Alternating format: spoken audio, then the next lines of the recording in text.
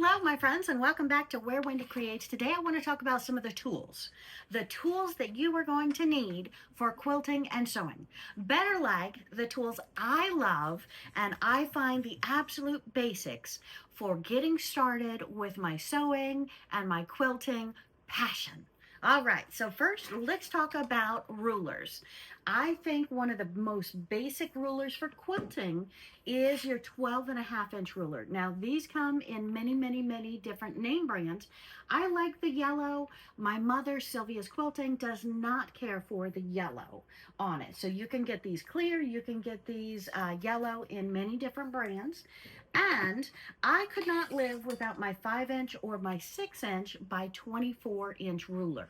Now, whether you want a 5 inch or a 6 inch or a 5.5 inch, it does come with many different name brands and it is available for you with the black lines. I find the black lines are just perfectly fine on these, but I would not get one shorter than the 24 inch length, and I would definitely not get something like the 2 inch or the 2.5 inch. You need at least the 5 inch by 24 inch. Otherwise, I think you'd regret it because of the different cutting that we need to do. And then I have this ruler, which is my 9 inch ruler by 9 inch ruler. This one is an Optima. The others are Havels and Arteza. Again, I'm going to show you down in my description some of them that I like. I am an affiliate, an Amazon affiliate, as well as with YouTube. So some of my products I may earn a small commission from, but it is no additional cost to you, and it does help support my channel and my upcoming quilting tutorials. So this is a 9x9. I would recommend at least the 8 to the 9 inch as a nice medium length. And then what I also love is this tiny one. Anytime I'm working with small things, sure, I could use a 4 inch ruler, I could use a 6 inch ruler, but this ruler is a 4.5 inch ruler. It is from Fiskars. We can get them from different places. I'll have a link in the description below, but this one, it works for my measurements as well as it works for my blocks. So this is multi-use. Pens, you've heard me say, work as extra hands. So I like the 1 3/4 inch. They are most functional. Sometimes the short ones are too short. Sometimes the 2 inch is just obnoxious. But the 1 3/4 I find to be my ideal length. They are glass head pens. They won't melt and they have not popped on me, but you want to be very careful not to sew over a pen. And clips. You can get small clips, you can get large clips depending upon what you need. But what I find for most of my sewing and quilting projects is the tiny ones like this. I don't know if they're called small or micro. But these work for most all of my projects. You can get them economically in a pack of 100. So I highly recommend getting some clips. They work just like pens, or they work like safety pens. If you're working with a young person or you're tired of getting poked by the pens, I do recommend the clips or the safety pens. They are multifunctional. Now, if you have a carpenter in the house, get one of his L rulers. These are wonderful. They help me keep my straight corners, and sometimes you just want that L shape, nothing else. I use this on the long arm all the time to make sure I have perfect corners, as well as, my friends, other things for measurements. But again, it is a little bit more obnoxious. So this is my handy dandy first go-to when I'm not at the long arm. Now, as far as a rotary cutter, my friends, there are hundreds and hundreds of different kinds of rotary cutters out there. Fact is, it doesn't matter which kind you get. Fact is, it matters that it's sharp. So get yourself a rotary cutter. Just know that that blade does get dull. I have used the Omnigrid for many years now, and I absolutely love it. It is a sharpener. It is so easy. So you can get a link to see this video in Where Wendy Creates. So it is a wonderful tool. I highly recommend it. And for marking, my friends, there are times we use patterns, we have to mark on fabric. But when we quilt, it's usually on our cut line. So it's okay to use something like a magic marker, but just realize this can bleed. So you might want to consider a pen or a made for fabric erasable quilting clean erase pen or something of the sorts. And no one is perfect. No one is perfect, so no sewer, no quilter can exist without one of these. My friends, these are like $1.50 a piece. They are extremely economical. They last forever. They've got the little red ball on there so you can stick it under the seam, and this is sharp in here, this is sharp, so definitely supervise children if you use that around them. Scissors. We cannot have enough scissors. We need a dedicated pair of scissors strictly for fabric anywhere we do fabric. So at the long arm, you need a couple of the scissors at your sewing table, at your cutting mat, at your sewing machine to cut threads that you run into. Little snippers. Scissors, scissors, scissors, scissors, scissors. And it's very important with your fabric scissors, never use them on paper. So you need one for paper, you need one for strictly for fabric.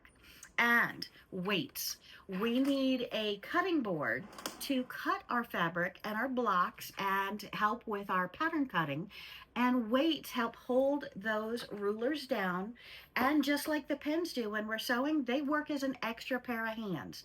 They weight down our ruler, and then we make sure our fingers are back from cutting, and we use our rotary to cut.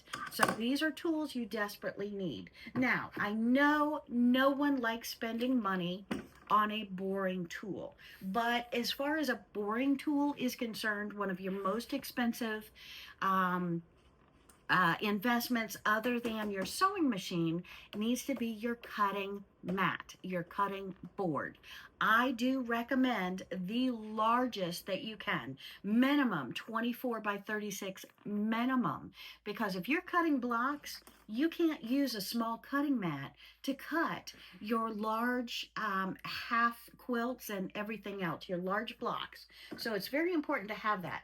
And again, like I said, if you have a carpenter in your life, or if you can get a neighbor to do it, this is just a handy dandy piece of wood that has been stained and then cut with a saw blade to be able to hold your rulers. That is an absolute incredible tool. You can also get, for standing up your rulers, you can get like the file folder holders that you put on your desk that come up about yay high that you probably have in your office. Those work great for the rulers as well. It's nice to keep them standing up, not laying down where they can be bent with weighty things putting on them.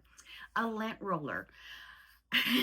You need a lint roller if you work at a business area and have a pet. You need a lint roller if you cut fabric, if you use batting, if you do anything with threads. A lint roller is just a gold mine.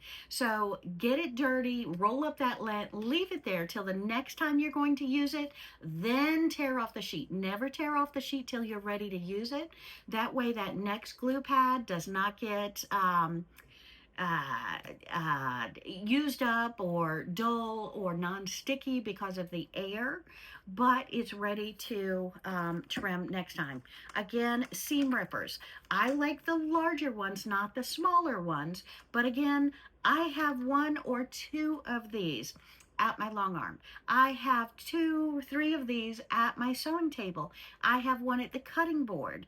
If you don't have a handy dandy scissors at the ironing board, they work as well. So again, these are useful multi-places. Bobbins. I hate winding bobbins, so I like having a lot of bobbins that I can pre-wind before I start my project. That way I always have the color that I need when I'm starting the project. Now, if you're going to be making purses, you're going to be making some kind of crafty craft, it's nice to have the snaps. And these are plastic snaps. They're rather economical. They're a little bit of a bite when you first purchase them, but look how many snaps you get with the kit. If you buy a kit or separately, you can do a lot of projects with these snaps. So, and when I have several items, I like these shoe boxes with a little label telling me what's in them. I have them lined up on the shelf for organization. Organization is so important. Now, what is this? Well, this I got out of the business section of the local store, and I keep my pins on it. So I have taken off the sticky, I've put it on my desk, and besides using my magnetic pen holder, I can use this next to my sewing machine. That way that if I misplace my pen holder or I left it over a different section, this is always on my desk and this can always collect my pens for me, which is wonderful.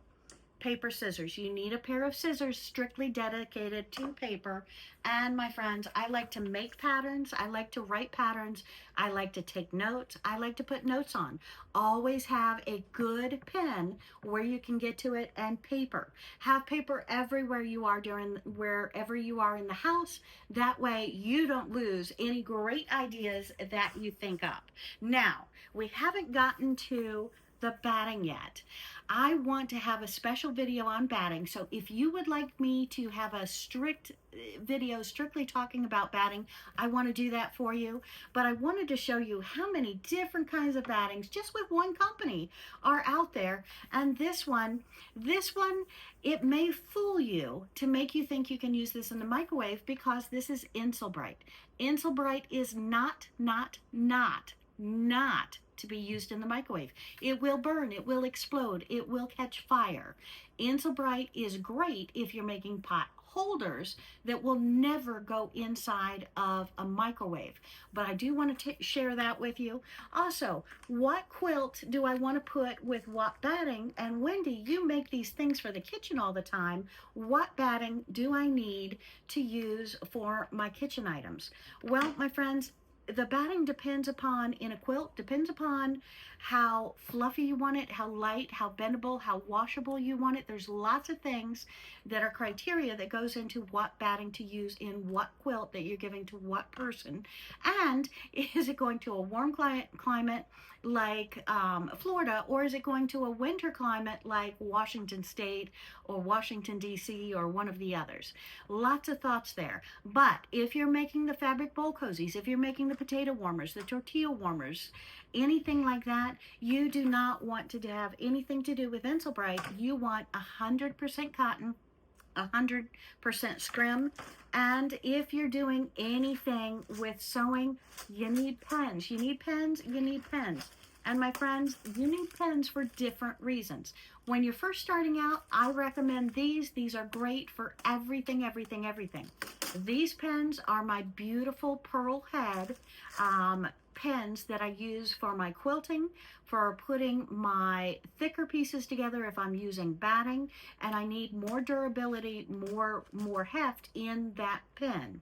So again, basic tools. You can't live without this, even if you're a quilter. You've got to measure that quilt. You've got to measure that item. And one of these rulers, very, very inexpensive, easy to use, and you cannot have enough of these. You need, if you're sewing in more than one room, you need at least one in every room so you can go grab it when you can't find this one. So thanks for joining me today. I hope I've helped. We're going to talk about sewing machines. We're going to talk about batting, or do you want me to? So hit that.